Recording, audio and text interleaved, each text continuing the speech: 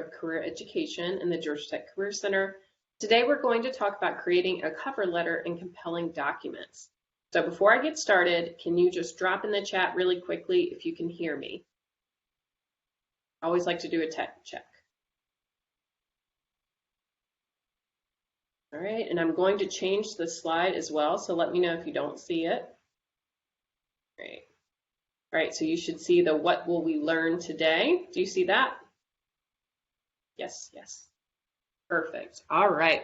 I want to make sure we are on track before having any issues. All right, let me go ahead and start back at the top. So welcome everybody. I'm Laura Garcia again. We're going to talk about cover letters as well as other compelling documents and communication you can use when interacting with employers. So feel free to drop any questions that you may have into the Q&A. I'll stop periodically throughout, and I'm happy to answer anything that you have for me. So thank you all for joining. So today we'll go through the purpose of a cover letter as well as the structure. I'll give you a sample outline and some other examples so that way you can see how others have done it. We'll go through some additional compelling documents, some job search correspondence examples, and I'll also open it up for Q&A. But as I mentioned earlier, if you have any questions throughout, feel free. I'll check in periodically to see what you all may be asking. All right, so let's start with the purpose of a cover letter. So the purpose of the cover letter, overall, you need to be aware that a cover letter is 1 page or less, typically. I've seen some folks go onto maybe a page and a half, but typically you'll want to have about a 1-page cover letter. An exception to the rule might be if you're a master's or a PhD student or you have extensive experience, but typically if you went onto a second page, it may just be a small portion of the second page, certainly not 2 full pages. The cover letter accompanies your resume and it provides more details into your background. So it shouldn't be a rehash of your resume. It should instead just expand upon what you've already written on your resume and give additional details that maybe you couldn't include due to space. And that cover letter, of course, needs to relate to the job to which you are applying. This isn't a summary of everything that you've done in your background. It highlights the most relevant aspects. So you'll use it whenever it's a job posting requirement, or if you're reviewing a job listing and they indicate that you must attach a cover letter, certainly you can do so. Or you can also create a cover letter or a networking interest letter if you're trying to interact with someone. I'll show you an example later on, and convey your interest for the field, even if there's a position that's not currently listed. So when do you not use a cover letter? Number one, you do not need to bring a cover letter to a career fair or any other in-person networking event. It's more so expected that you'll want to talk more in depth about that organization, your interests. If they have an open role, that's your opportunity to essentially convey your cover letter through the conversation. Now, when do you not use it? So here's an opinion. And again, like anything in the job search, many of it is subjective and it can be opinion based. I don't personally like it when folks submit a cover letter when it hasn't been requested if you're not great at writing cover letters. I know that sounds bad to say, but sometimes if you don't feel confident in your writing skills or the cover letter is a little bit clunky, sometimes it can hurt you more than help you, especially if they didn't request it. Some employers may see it as you're not really following the directions of the job posting. And it doesn't score you extra points unless if you're very, very passionate, you're exceptionally qualified, then that might be shown as initiative. But definitely, if they ask you just to attach a resume, I've seen some candidates try to get around it by uploading a combined cover letter and resume. I would encourage you not to do that, especially if the cover letter is first and the resume is second, because they may open up the document and go, all right, you didn't follow directions, I'm not going to consider you anymore. If you really want it included and they don't give you an option to submit 2 different documents, you could just submit your resume as your first page and then the cover letter as your second page and upload that into one file. So that's an option, but I wouldn't often recommend that to students. All right, so the purpose, of course, is to introduce you to the employer, give some sort of context as well as to how you found the job. Many employers are curious to hear if you found it through their company website, was it a particular job board? Many organizations not only post onto one site, but they post on many sites. And they'll want to know what's most effective in getting their opportunities out in front of top candidates. This is where you'll highlight just a few of your relevant skills and experiences that make you competitive. This is not a laundry list of everything that you've done, because really your resume is a list of everything you've done. This is your opportunity to kind of pick out a couple of key things and explain in more detail.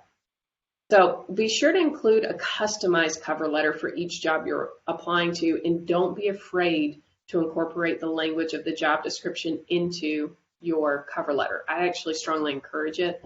The more that you use the language of the job description, the more that you're communicating to the employer that you're passionate about that job, you understand what it's about, and you're qualified for it. Now, have you all ever gone to the mailbox and you've opened it up and it may have your name, but it says to join AARP or some other organization where it has nothing to do with who you are? Obviously, you can't respond back yes or no, but if you have a mailbox, you go and check it. Sometimes it'll have things that say to current or permanent resident, or you start reading through it, and it just doesn't have anything to do with you and what you're interested in. That's how it feels oftentimes to employers when they open up a job listing that they have, they look through the applicants, they start looking through cover letters. If you're not changing your cover letter for each position to which you are applying, it feels the same way to an employer. They told you exactly what they wanted in the job description. So if you're just rehashing your background, giving a high-level overview of who you are and some, particular skill sets you have, they're probably going, okay, great, but what does this have to do with me? So you've got to tie it together. So one exercise that I encourage for students to do is to write down just a little table like this down here, I, me, and mine on the left-hand side, or anytime you refer to yourself. And then you, your, the company name, or any sort of job description language or characteristics that they listed. And just count the number of times that you said I, me, and mine, and how many times you said you, your, and the company name. Naturally, you're going to be a little bit higher on the I, me, and my sort of language because you're focused on your background and how you're qualified for the job. But if you don't have a lot on the right-hand side where you're specifically addressing your audience, that's a weak cover letter, and it's going to come across as very template feeling and formulaic and not as compelling to an employer. So when you use cover letters, so you can certainly attach cover letters, you can submit them through online systems, but you can also use the concepts of cover letter to approach companies that may be of interest to you that don't currently have opportunities that are open. The key with doing something like that is to first research the companies, try to understand the jobs, job titles, and understand what they do. It's good for you to convey a little bit about your background. Certainly remain open about potential types of opportunities. List out your skills more generally, so that way you're not coming across too specific. That may result in you being considered for more opportunities, and you can follow essentially the rest of the cover letter model. So if you're approaching this would be more of what I would call a prospecting letter, and I'll show you an example of that in a minute. The subject line might be application for, if it was something particular, cover letter for position blank, interest in blank, maybe organization, role, something along those lines. You can copy and paste that cover letter structure into the text field. Just be sure that you are using dear, Mr., Miss, preferred pronoun, whatever you can find about that individual. Don't put a formal mailing address or anything like that at the top. It's just going directly into the salutation. You would attach your resume, not the cover letter, because the email would be directly pasted in that. And of course, double check spelling and grammar. You'll hear me promote Grammarly all the time. There's a free version, of course, that you can just copy, paste, and drop into that particular program. And it's great at catching some common grammatical errors. All right, so structure and content. First, you'll start out with the header at the top. So this should look the same as your resume. I encourage you to do that. I'll show you a traditional format as well. But personally, nowadays, I see more folks submit cover letters that have the same header as their resume because it looks branded and consistent. Typically, you'll have an address underneath, so the date in which you are submitting that particular cover letter. Then the recruiter's name at the very top, their title, organization, street address, so on and so forth. Then you address them. So dear, it could be full name. So dear Laura Garcia. If you review my LinkedIn profile and you learn that my preferred pronouns are she, her, hers, you could say dear Miss Garcia. You could use MX to avoid pronoun misuse if you're not quite sure. But do try to avoid dear hiring manager, dear to whom it may concern. It's a little bit vague when you do that. So I'd encourage you to go forth and look on that website and see if you can identify who is the head over that particular division. So even though your supervisor might be second, third in command, something along those lines, try to find someone that oversees that particular department and address it to them if they don't list the particular hiring manager. That shows the individual that's reviewing your application that you put forth extra effort that other applicants did not take. So they're not going to view it negatively if you pick the wrong person, but of course, don't pick the CEO, don't pick, the chief technology officer. Try to find the individual overseeing that particular division. If you've already been in communication with a recruiter, maybe through a career fair or other networking event, you could ask, if you already had a conversation, who the hiring manager is for that particular role and address them directly. If you can't find it at all, I do recommend Dear Hiring Manager, because that's a little bit more formal and direct than to whom it may concern. To me, that sounds very up in the air. So in your introduction paragraph, you'll of course introduce yourself, including your major, Georgia Tech, a little bit about your background. This is where you indicate the position of interest, how you found it, any sort of personal connections that you may have. So if you met that individual at the career fair, you heard about it at the career fair. If you have a colleague or a classmate, another Georgia Tech alum that recommended you apply there, you could certainly include that in there. Now, one word of caution I will say is before dropping somebody's name into your cover letter, make sure that they're comfortable with you doing that if you list a specific person, because you never want a situation where the hiring manager says, oh, wow, I just heard about this individual who applied for the opportunity and mentioned that you told them that you referred them to it. Well, referring somebody to apply to a position sounds more formal, like you're recommending them into that particular role. So just be careful with that. You'll also, in this first paragraph, maybe pick 3 or 4 things that best qualify you for that position and briefly express your interest in that company. Now, your body paragraph, usually I'll see 1 to 2, at most up to 3. So that's where you're going to highlight those skills that you kind of touched on, that very last sentence when you started off, and start making connections about why you're a good fit for the job. This is where you'll describe these experiences when you've used the skills the employer lists in their job description, and always, always, always incorporate the language of the job description in your cover letter. That's what's going to set you apart.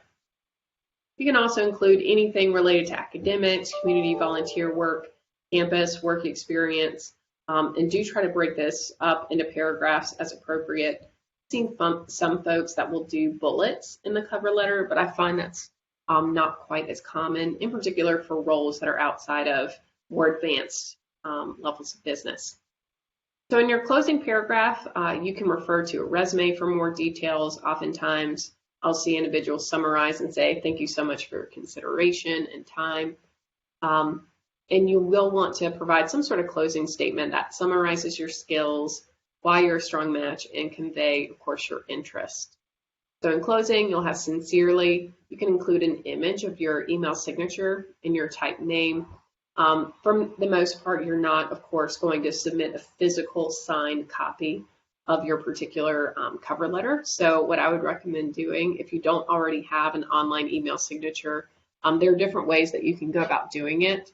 A very low-tech way of doing it is finding a blank sheet of white paper, sign it, take a picture, of course, cut that out. You can use that as an image and just drop it into your file if you need to.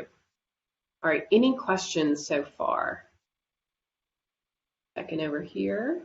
All right, so far it looks good. If anything comes in, I'm continuing to look. All right, so let's go into the sample outline. All right, so visually, this is what it might look like over here on the right-hand side with a more traditional cover letter, where you've got your address up here, the date, the employer, their address, all of that contact information next before dear Mr., Miss, the preferred pronoun, etc. So this is the breakdown that we just talked about with the first paragraph, the second, third paragraph, where you go more in depth, final, sincerely, signature and typing your full name. All right, I just saw a question come in. So let me read that off. All right, so if the job posting doesn't explicitly require cover letter, but they have that additional document section, should I consider that as a place for the cover letter? Yes, you could certainly upload it in that section if you would like. Sometimes employers will be a little bit sneaky and they'll say preferred cover letter. To me, you should really read that as required cover letter, because if you don't submit it and somebody else submits a cover letter, to me, it naturally puts the other candidate at an advantage because they have a little bit more information about that candidate that indicates to the employer that that candidate is more invested in the opportunity, interested in the opportunity. So I would say go ahead and upload it if you can. It's kind of up to you. Again, if you don't feel very confident about your cover letter writing capabilities, you may choose to opt out. It's completely up to you. That's where I think coming in and meeting with a Career Center advisor or visiting folks over in the Comm Lab can be really helpful to continue to hone and practice the skill. All right. So you can kind of read through this. And as a reminder, I'll be sending you these slides afterwards as well. All right, so let's go through a couple sample cover letters. All right, question just came in real quickly. So is it okay to incorporate an elevator pitch within the cover letter?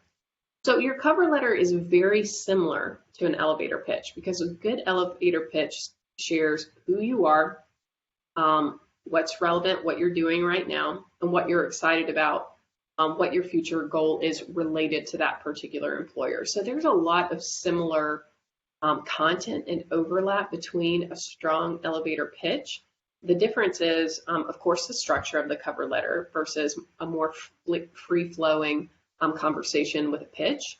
The structure is something that you'll want to pay attention to with a cover letter versus a pitch. It feels like one big paragraph, right? I would be a little bit more formal and still separate it out versus the way you typically would for an elevator pitch where you're having a conversation. All right, so here's some sample cover letters that we can look through.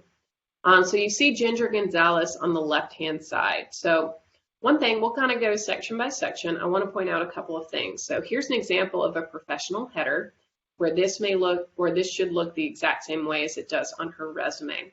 She included the specific date up here. She used a full name, so Dear Asia Lawson, and went directly into the content. So I'm excited to apply for the role of Associate Scientist. I'll be obtaining a Master of Science in Biology degree from Georgia Institute of Technology this spring, and believe that Novu Lab would be a wonderful company to begin my full-time career. My strong experimental background and excellent communication skills make me a highly qualified candidate for this position. So what you see down here in these red sort of boxes are where I wanted to highlight the skills and qualifications that this individual saw in the job description and how they incorporated them. So while she was a previous intern at Pinnacle Pharma and likely did a lot of different things, she assisted with and pulled directly from the job description a core quality that they were seeking. As she continued on and shared more about her research assistant role at Collins Lab and described it, she said, which I noted was a key component you're seeking in an ideal candidate. Again, pulling from that job description. Good cover letters feel to me a little bit like a tennis game going back and forth. Not every point that you make has to have a direct reference to the employer or directly pull from that particular job description, but it should be related and it should make sense why you're talking about the things that you're talking about. Otherwise, it starts to feel like a rehash of your resume. They can see all the things that you've done. This is your opportunity to explain why you're qualified for that specific role and select a couple of things to go more in depth with. Something that she also did that I really enjoyed is she ended on an enthusiastic note. So he said, Lab Novu is a pioneer in the protein therapeutic biotech industry. I would like to contribute to your important work. Please let me know if I can answer any questions or provide additional information. Look forward to hearing more details about the associate scientist position and the Lab Novu corporate family as a whole. Sincerely, and her type name. So you'll get varying opinions on this. For cover letters nowadays, I'm finding it more common where I'll just see a typed name instead of a full signature. It's not necessarily right or wrong either way. It depends on how much room you have. But in particular, if you're struggling to fill up that full space, or you feel like there's a little too much white space at the bottom versus the top, that's an easy way for you to fill up that page and make it a little bit more well-rounded. Now, I know the margins look teeny, teeny, tiny on this particular example, but your margins should not look like this. Usually they're about a 1/2 inch to 1 inch all the way around. This is just to fit this on the particular slide. All right, so here's another example and way of formatting. This is more traditional in nature, where you've got the formal heading at the top, the resume header that includes address, phone number, email, additional information, the date, the full mailing address down here, and then the formal salutation using the preferred pronoun. So this was a little bit more heavy in the first paragraph, but you can see it follows a 1, 2, 3 sort of paragraph format, which is most traditional. I'll just read through a couple of pieces that I think were helpful. So the internship posting for Sigma Capital's Sneak Peek Week caught my eye immediately. Having successfully completed the trading class and simulation at the Georgia Institute of Technology Scheller College of Business, the Sneak Peek represents a significant addition to my exploration of technology and markets. It would be an extraordinary opportunity to be on an actual trading floor and to learn specifically about derivatives trading. My math and analytical skills are sound. I enjoy the challenge of applying them in real-world situations. Additionally, the basics STEM curriculum required of all students at Georgia Tech. The business orientation of Scheller has prepared me well for success in teamwork and producing results. I anticipate graduating spring 2022, et cetera, et cetera. So this to me, going back to the question posed earlier, should I use my elevator pitch in a cover letter? This first paragraph feels very much like an elevator pitch. It's a little bit less formal than the previous one, but there's neither way is wrong, you would say. So they go into that middle paragraph and highlight a couple of relevant aspects. So for 2 years, I've been a contributing member of the Georgia Tech Foundation Committee, a student-led initiative making market decisions regarding substantial monetary contributions, etc. The committee has an excellent track record of conserving capital while leveraging financial instruments to grow investments. One thing I want to highlight here, in speaking with former Sigma Capital interns, I've been impressed with their da-da-da-da-da. So I like how they referenced how they showed that initiative. They reached out to former interns in order to understand the organization, what it's really about. That's a great way to make your cover letter stand out versus other people that may also be applying. So at the bottom here, you can see the sample where I included, an email signature, just using a different font type that's more cursive in nature. You could drop that in, or it could be a picture of your online digital signature. And I'm sure there are better ways to include digital signatures other than what I included. All right, so any questions about cover letters? I want to go ahead and take a pause here before shifting gears, talking about networking emails, thank you notes, other common correspondence.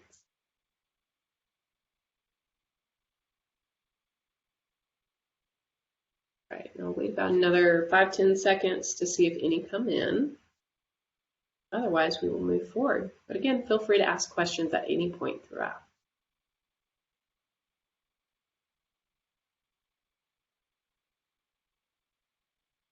All right, well, I'm going to keep going, but I'll keep my eye on the Q&A. Oh, wait, there we go. All right, so how would you view a cover letter spending a paragraph addressing a weak point, if there is an obvious weak point, hard to make it look small, of the resume and explaining more about it? Should one rather focus only on the promotable skills? So by weak point might be like an academic gap or weakness in skill sets. Excellent question. So if there's ever a glaring weakness, I think of this more often with graduate school applications. So say if you have a lower GPA, but you're trying to get into grad school, you can market yourself different ways. I do think it's better to address something that you know is going to be focused on and explain why something is a certain way. For cover letters in the business realm, I always like to think of positive, negative, positive. So start off with why you're best qualified in your first paragraph. Highlight, again, continue positively, focus the majority of what you're talking about on why you're best qualified. Maybe 1 to 2 sentences stating, though my academics in blank area, may have suffered due to changing majors, due to shifting my career priorities, whatever the reason may be. Since blank date, here's what I've been doing to make myself a well-rounded candidate, develop myself, and all of these skill sets I believe will make me a strong contributor to your organization. It's all about bringing it back, because there's no one factor that's the deal breaker many times for employers. So GPA is one of many factors that they look at, but it's not the only factor that they look at. So the key is not to focus too much on your weaknesses, because at some point they may start thinking that you're not confident in your abilities to perform that particular role. So, when in doubt, it's better to just advocate and really emphasize the best components of your background, de-emphasize any kind of downsides or things that you think may hurt your candidacy. Good question. All right, now I'll keep looking in the chat, see if anything else comes in as we go along. So let's talk about some professional correspondence. So what I oftentimes see is that everybody, and I get it, I'm guilty of this sometimes too, everybody likes a template because it's easy to just copy and paste and send it out and not change anything. A compelling professional correspondence is customized to the audience, and it's also to the point. There is a clear purpose behind the reason why you're communicating with that person, and it gets to the point quickly. It's not superfluous, has a lot of extra verbiage, pretty short and sweet. It's polite, it doesn't make demands.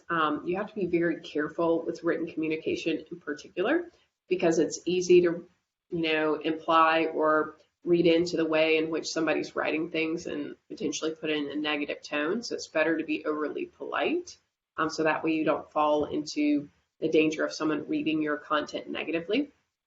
It should highlight your strongest attributes, match to company needs. If it's job search correspondence, then it should demonstrate your knowledge of the professional, the field, or the topic being discussed. Here are some core things you should always be aware of that you need to properly address somebody by their first name, last name, either all together, by their preferred pronoun, or however they prefer to be addressed. If you're not quite sure, I always recommend going on LinkedIn and seeing how they refer to themselves or how they communicate otherwise, so that way you know how to refer to them. When in doubt, just use the full name. So dear Laura Garcia. But the rule of thumb that I recommend is address people the way that they would like to be addressed. So they prefer Miss Garcia, if they prefer Dr. Garcia, or whatever that may be, try to use the way in which they prefer to be referred to. Have some professional email signatures. If it's email correspondence, I'll show you some examples of that, but essentially you want to mirror a similar sort of email signature as what you would see from a professional already working full-time. And of course, they are grammatically correct. If you don't use Grammarly, you should use it. Just drop and paste your content into that particular website. Many times it'll pick up some quick typos or other common grammatical errors you didn't even know that you were making. So here's an example of somebody who is trying to network without a job posting. Someone working at Facebook where they want to work one day, but there isn't an open job. So let's just read through this. Couple things I want to point out. So it's from a professional email account. You can use Gmail or you can use GovTech. If you are emailing a Georgia Tech alum, sometimes I recommend using a govtech.edu email, because they can quickly see, oh, okay, this is from someone at my university. They may be more inclined to open your email and want to talk with you. So the subject line is specific: Georgia Tech student outreach regarding your experience at Facebook. So dear Mr. Cardy, I hope you're doing well and having a good week. Always nice to start a correspondence with just a nicety like this at the beginning. I'm hoping to connect with you specifically due to our mutual connection to Georgia Tech and your expertise in UX UI. Your background leading up to Facebook is particularly interesting, as I noted you previously worked at VMware and in roles outside of UX UI. Facebook is one of the top companies I'd like to work for in the future, and I'm exploring UX UI and other related careers. I'd love to speak with you to learn more about your career path, as well as to get your perspective on Facebook's culture if you're available. Would you be willing to speak with me for 15 to 20 minutes so I may learn more about your experience? I'm available these times. Thank you in advance. I appreciate your consideration. Here's an example of a professional email signature. So name, major, graduation date, Georgia Tech email and phone number. A couple best practices I want to point out here. So they didn't ask for a lot. Asking for 15 to 20 minutes is perfect. I've had folks reach out to me for informational interview requests before, and they asked for 30, 30 minutes isn't bad, but an hour, that's a lot of time to ask for somebody to give to you out of their day. So if somebody takes an hour out of my day, I usually have to stay after work another hour to make up that particular time lost. So just ask for something that's reasonable. And if they want to spend more time with you, likely they'll offer that and give that to you. All right, some other good things. They included availability. This is my biggest pet peeve. So this is my bias, I admit it. I strongly dislike emails where people ask to meet and they include no availability in them. It just creates a needless back and forth email chain trying to identify a time to meet versus going ahead and saying, hey, Monday, Wednesday, Fridays from 2 p.m. onwards, I'm always available. Perfect. So that lets somebody pull up their calendar, see what lines up, and maybe in the next email, even send you a calendar link to meet or calendar hold with an email, something along those lines. So that's a great best practice. So the next one is kind of a networking informational interview request. So informational interviews, if you're not familiar with them, they're one of the best ways to get a couple of things. Number one, great career information and insight. So it's great if you're exploring different majors and career areas. Number two, it is an excellent job search technique that a lot of people aren't aware of. There's a common misconception that all of the jobs that are out there are posted online, and that's not the case. A great way to find out about jobs is to start talking to people working in the industries and areas you're interested in early. So as opportunities open up in the future, you're top of mind and one of the first people that they may consider because now they know who you are, a little bit about your background. You may find out about opportunities that you may have missed for various reasons otherwise. So informational interviews are critical. So here's an example one from Jamal. The subject was Georgia Tech student outreach.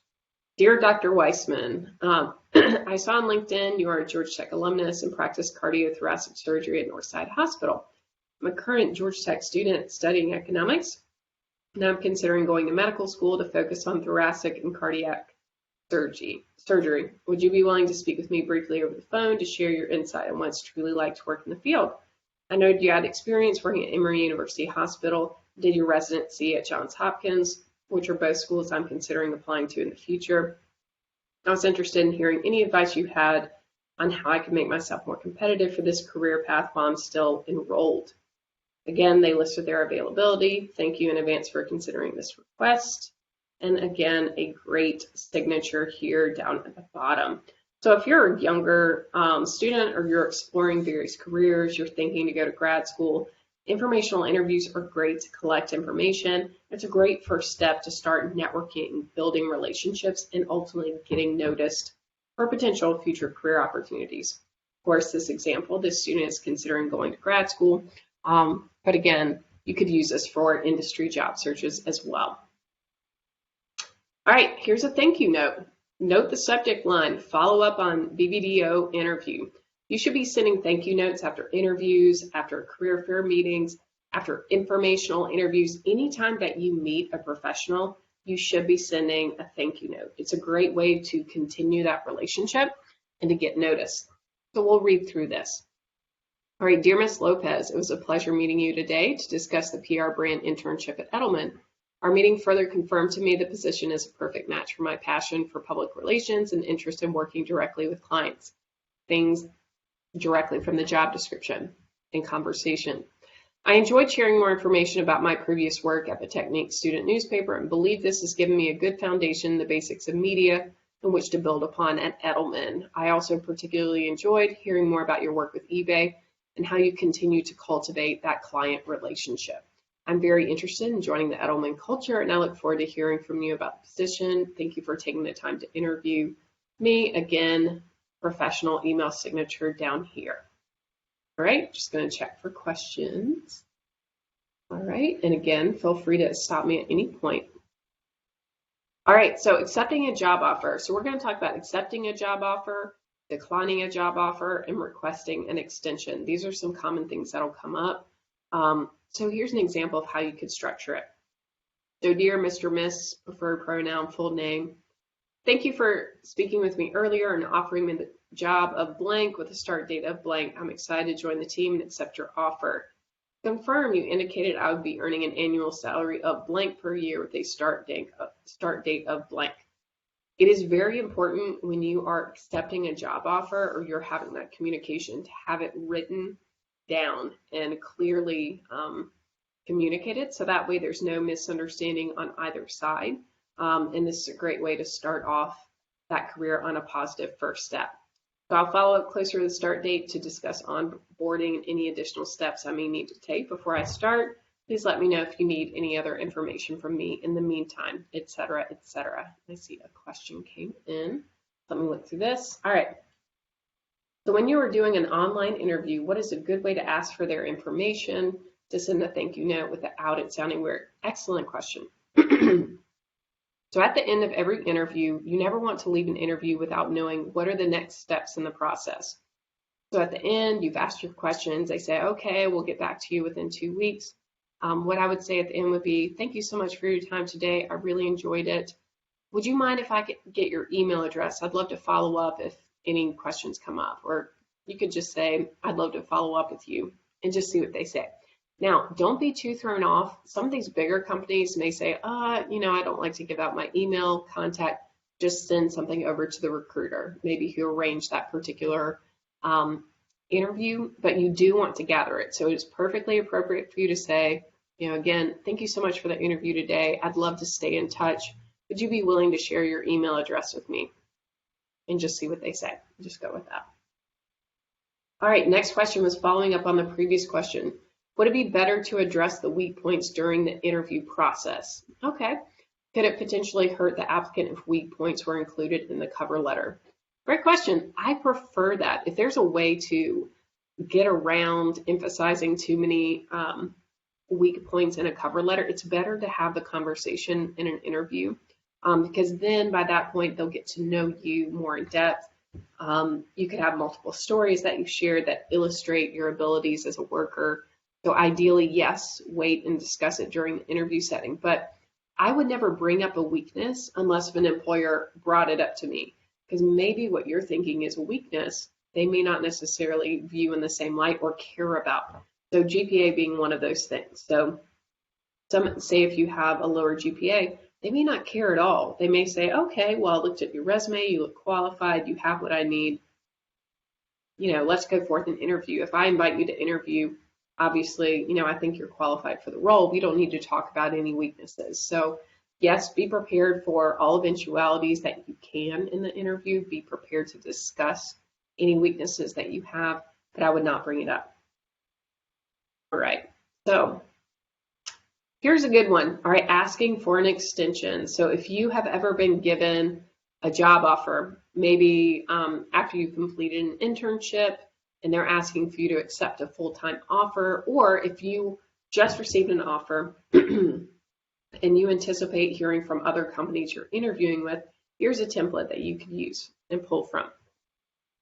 All right, so dear whoever it may be, thank you for offering me the blank job title position. I'm excited about the possibility of working with blank company, would enjoy A, B, and C positive aspects of the position. In our previous conversation, you asked me to notify you of my final decision by this date, but I'm still in the process of wrapping up some outstanding interviews. The Georgia Tech Career Center recruiting guidelines recommend employers wait until October 16th for summer conversion offers, and for fall offers, October 16th or 3 weeks to decide, whichever is longer. Would you be willing to let me have until blank date to follow up? This additional time will allow me the clarity needed to make a firm decision. Thank you for your consideration of my request. I'm very interested in this opportunity and would appreciate the additional time if possible. Kind regards, professional email signature. All right, and I'm going to next talk about declining a job offer, but usually I get a lot of questions about asking for extensions and declining offers, so feel free to drop anything that's top of mind to you all in the Q&A. All right, so declining a job offer, dear whoever it may be. Thank you for speaking with me earlier and offering me the blank role. This position sounds like an excellent opportunity, and I appreciated getting to know the team and the impactful work you are doing. However, after careful thought and consideration, I have decided to move forward with another opportunity that more closely aligns with my career interests. This was not an easy decision for me, and I sincerely appreciate your consideration. I wish you well in your future endeavors and hope our professional paths will cross again. Sincerely, your name, professional email signature. It's never easy declining a job offer, and nobody likes to have negative conversations, but just like job candidates would like to know, if they're still in the running for a position or if they're no longer being considered, employers would also like to know that as well. So if you know you don't want to accept an offer, please go ahead and decline it for a couple of different reasons. Number one, so your peers who may also be interviewing with that company may now be considered where previously they were not. They may be able to get the opportunity once you turn it down. Also, it's just a professional courtesy, like what I mentioned earlier. It's professional for an employer to let you know where you stand in the process if you're getting interviewed or if they're moving forward with another candidate. So you should, again, replicate that behavior and exhibit that when interacting with employers. All right, so a couple final tips. It's important for you to have clear subject lines that indicate the purpose of your message whenever you're emailing or communicating online. If you haven't seen our Networking 102 presentation, we have a Networking 102 presentation coming up that has a lot of LinkedIn tips, which is where I find a lot of professional networking and correspondence will happen. Don't forget your audience, and when you're in doubt, use their phrasing, use their terminology. Don't worry about plagiarizing. The more that you echo their language, the easier it is for the reader to see how your past experiences translate well into that particular role. It's better for you to be overly polite, and don't just rely on your message being sent one time and assume that it's been delivered, it's been read. Maybe wait 5 to 7 days for a response on any messages that you send online and then follow up. It may be that it got sent to the spam folder. It may be that they've been out for a week or just behind on their work. So never assume that somebody's not getting back to you because they don't want to talk with you. Always follow up at least 1 to 2 times and then move on afterwards if you need to. Always use Grammarly. I'm going to say that over and over, and utilize the COM Lab. The COM Lab has some great folks over there that are experts in critiquing a variety of written documents. So be sure you take advantage of that. They're over in Clough. All right, what questions do you all have for me? And I'm going to take a brief drink of water. Apologies.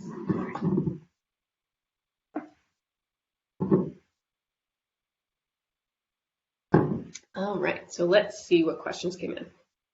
Okay, once they tell you you are up for consideration, they will let you know shortly, is it better to just wait or ask how long it can take? Excellent question. So I think it's always important to communicate and be as transparent as possible in the application process. So if you have an offer from other organizations, for example, you could say, I'm really excited. I'm glad to hear that I'm in consideration. However, I'm in the interview process with other firms, and I'll be asked to make a decision soon. Could you please let me know a tentative timeline for when I may hear back from you? That's appropriate for you to ask. All right, another question. So how do you write up the follow-up messages? You don't want to sound annoying to the recipient. Okay, so follow-up messages. A core thing that I recommend is anytime you do a follow-up, always click reply all. So that way there's a thread, so they can see the original message, when you sent it, and they've got a full context of why you're emailing. So when I'm following up, I'll usually say something like, Dear Mr. or Miss, hope you're doing well. I'm writing to follow up on the below email. I would love the opportunity to speak with you soon. Thank you in advance for your time. So nothing too in-depth. You don't want to repeat the same message, but just say, hello, I'm checking in. Just wanted to see if we could schedule a time to talk. Look forward to hearing from you. Sincerely, professional email signature. And I accidentally skipped over a question earlier. So could I briefly cover negotiating a salary? So how should someone approach it? So we have, if you don't mind emailing me, my email is laura.garcia2 at godtech.edu. So write down here, I'm happy to send you a recorded link to our salary and negotiation workshop. It's got a lot of great content that's covered, and to really give you a good response and good content around salary negotiation, I might take too much time from any other questions related to communication. So I can't go too in depth. I strongly recommend that presentation. Key thing with salary, while I'm waiting for any other questions that come in, is number one, understanding what the market is for that particular role, understanding your background and relating it to the job description, seeing how much that it really lines up. That can help you as you start preparing for that negotiation, but you need to have some sort of sense of the range, what's reasonable for it, and how much you match that job description. That will help you to prepare for negotiation. And we have in that workshop that I'm referencing, we have sample phrases and other things that could help you with that. All right. So how do you reach out when you don't have any work experience? I'm a grad student who's pursuing a master's right after my bachelor's without work experience, but you do have good grades. All right. So the key with everything is highlighting your most positive aspects and don't necessarily bring up things that you think are a weakness. So the fact that you don't have job experience yet, it's not a weakness to everybody. You don't want to assume that, an employer won't find value in you and what you have to offer them just because, you don't have work experience yet. So in that particular case, you might emphasize what you've been doing in your courses or transferable skills you may have gained through part-time work, research, projects, student involvement, leadership. It's all about pulling out the aspects of your background and making them as transferable as possible. That's what's going to help you to get noticed and to not be dismissed by an employer. But don't assume that they may not value you just because you don't have work experience. There are a lot of things that they care about beyond just work experience. Other questions? And if you haven't already, if you don't mind, this QR code right here will take you straight to our workshop evaluation. I would love to hear what you all thought about this program, and if you have additional suggested content that you think would be valuable when it comes to cover letters or creating compelling written documents, I'm happy to revise and continually update our presentation materials. And if you want to hear about specific upcoming programs, scan right over here on the left-hand side. And here are just a couple of the topics that are coming up at the top. So we have navigating the job and internship search, co-op and internship registration. We walk you through that. Resumes 101, a Women in the Workplace panel, and that's just essentially in the next 2 weeks. So please be active with the Career Center. I hope you enjoyed today's presentation. I'm going to wait another minute or two just to see if any other questions come in. But otherwise, thank you all for the excellent questions, for your time and for your attention. I will give you a recording of the presentation. It takes a little bit of time for BlueJeans to process the recording, but you'll get the recording. You'll also get the slides as well. Any other questions? Right. So what is the best time to apply for internships for summer 2022? My answer is now. So in general, it depends on the industry. I guess I should step back and say that. In general, for students, I always recommend if you're planning for internships that start the following summer, so let's just say summer 2022, always start in the fall. Because a lot of your Fortune 500 companies, if that's who you're aiming for, start recruiting in the fall, and depending on what's going on in their business, their hiring needs, they may or may not come back in the spring. But there are some industries like consulting, investment banking, some kind of top tier IT firms really focus on the fall and don't really recruit in the spring. So it's better for you to be super active and apply to opportunities in the fall because, again, they may not come back in the spring. However, the working world is a dynamic place that does not revolve around college, of course. So inevitably, new clients will be secured. There may be increased demands for products or services. So even if you don't secure something in the fall, there will always be opportunities scattered throughout the year.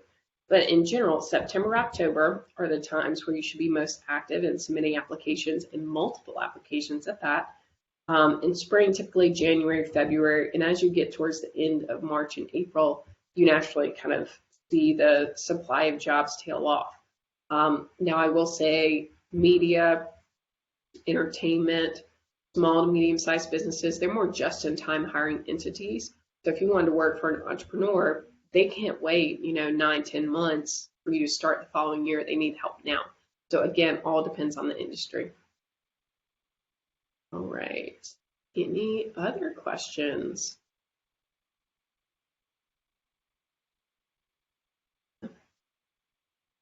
All right. Well, thank you all for your time. I really appreciate it. Again, I'm Laura. The Career Center has drop-in hours from 2 to 4 p.m. Monday through Friday, and we are in the Biltmore Student Success Center, which is attached to the football stadium right near Tech Tower, so you know where we are. And we also have appointments that are available through CareerBuzz. So if you log into CareerBuzz, you'll see counseling appointments on the left-hand side.